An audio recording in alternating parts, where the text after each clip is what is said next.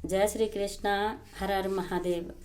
आज मैं श्रीमद् भगवत गीता जी का 8वां अध्याय पढ़ने जा रही हूँ, तो आप ध्यान से सुनिएगा। अर्जुन ने कहा, हे पुरुषोत्तम, वह ब्रह्म क्या है, अध्यात्म क्या है, कर्म क्या है, अधिभूत नाम से क्या कहा गया है और अधिदैव किसको कहते हैं।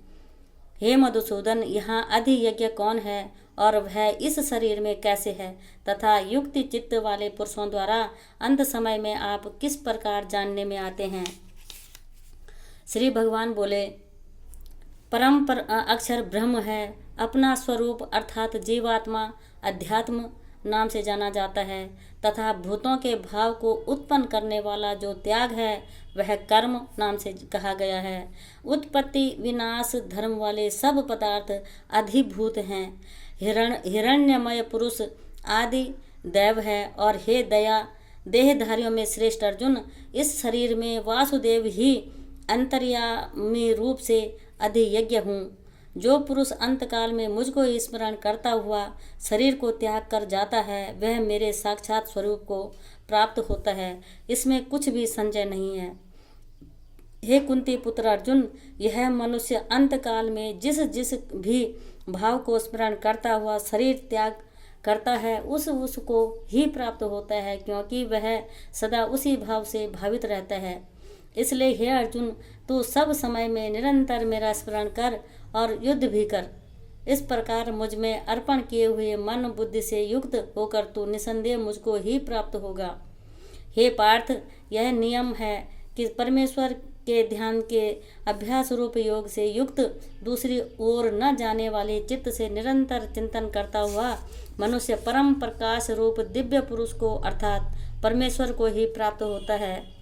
जो पुरुष सर्वज्ञ अनादि सबके नियंता सूक्ष्म से भी अति सूक्ष्म सबके धारण पोषण करने वाले अचिंत्य स्वरूप सूर्य के सदृश नित्य चेतन प्रकाश रूप और अविद्या से अति परे शुद्ध सच्चिदानंद घन परमेश्वर का स्मरण करता है, वह भक्ति युक्त पुरुष अंतकाल में भी योग बल से भ्रिकुटी के मध्य में प्राण को अच्छी प्रकार स्थापित करके फिर निश्चल मन से स्मरण करता हुआ उस दिव्य रूप परम पुरुष परमात्मा को ही प्राप्त होता है।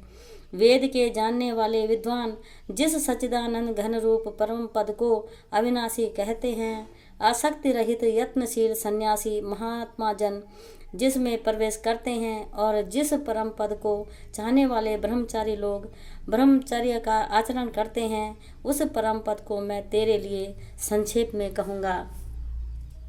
सब इंद्रियों के द्वारा जो रोक कर तथा मन को हृदय में स्थिर करके फिर उस जीते हुए मन के द्वारा प्राण को मस्तक में स्थापित करके परमात्मा संबंधी योग धारणाओं में स्थित होकर जो पुरुष ओम इस एक अक्षर रूप ब्रह्म को उच्चारण करता हुआ और उसके अर्थ स्वरूप मुझ निर्गुण ब्रह्म का चिंतन करता हुआ शरीर को त्याग कर जाता है, वह पुरुष परम गति को प्राप्त होता है। हे अर्जुन, जो पुरुष मुझ में अनन्य चित्त होकर सदा ही निरंतर मुझ पुरुषोत्तम को स्मरण करता है, उस नित्य निरंतर मुझ में युक्त हुए योगी के लिए मैं सुलभ हूँ, अर्थात उसे सहज ही प्राप्त हो जाता हूँ। परम पद परम सिद्धि को प्राप्त महात्मा जन मुझको प्राप्त होकर दुखों के घर एवं क्षण भंगुर पुनर्जन्मों को नहीं प्राप्त होते। हे अर्जुन, ब्रह्मलोक पर्यंत सब लोग पुनरावर्ती हैं, परंतु हे कुंती पुत्र, मुझको प्राप्त होकर पुनर्जन्म नहीं होता, क्योंकि मैं कलातीत हूँ और ये सब ब्रह्मादि के लोक काल के द्वारा सीमित होने से अनित्य हैं। ब्रह्मा का जो एक दिन है उसको 1000 चतुर्युग की अवधि वाला और रात्रि को भी 1000 चतुर्युग की अवधि वाली जो पुरुष तत्व से जानते हैं, वे योगी जन काल के तत्व को जानने वाले हैं।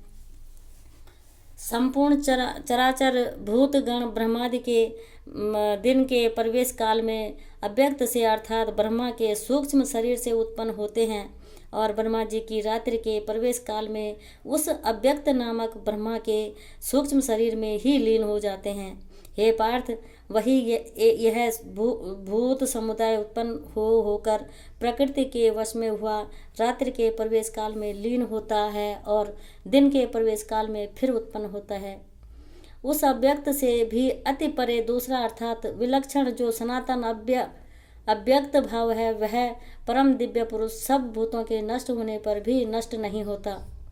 जो अव्यक्त अक्षर इस ज्ञान नाम से कहा गया है, उसी अक्षर नामक अव्यक्त भाव को परम गति कहते हैं, तथा जिस सनातन अव्यक्त भाव को प्राप्त होकर मनुष्य वापस नहीं आते, वह मेरा परम धाम है। हे पार्थ, जिस परमात्मा के अंतर्गत सर्वभूत हैं और जिस सच्चिदानंद घन परमात्मा से यह समस्त जगत परिपूर्ण है, वह सनातन अव्यक्त परम पुरुष तो अनन्य भक्ति से ही प्राप्त होने योग्य है। हे अर्जुन, जिस काल में शरीर त्याग कर गए हुए योगी जन तो वापस न लौटने वाली गति को, और जिस काल में गए हुए वापस लौटने वाली गति को ही प्राप्त होते हैं, उस काल को अर्थात दोनों मार्गों को कहूँगा।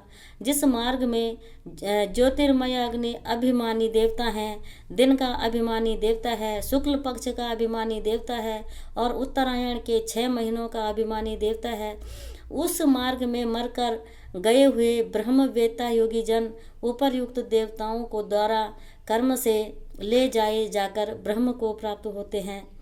जिस मार्ग में धूमाभिमानी देवता हैं, रात्रि अभिमानी देवता हैं तथा कृष्ण पक्ष का अभिमानी देवता है और दक्षिणायन के 6 महीनों का अभिमानी देवता है, उस मार्ग में मरकर गया हुआ सकाम कर्म करने वाला योगी उपर्युक्त देवताओं द्वारा कर्म से ले गया हुआ चंद्रमा की ज्योति को प्राप्त होकर स्वर्ग में अपने शुभ कर्मों का फल भोगकर वापस आता है।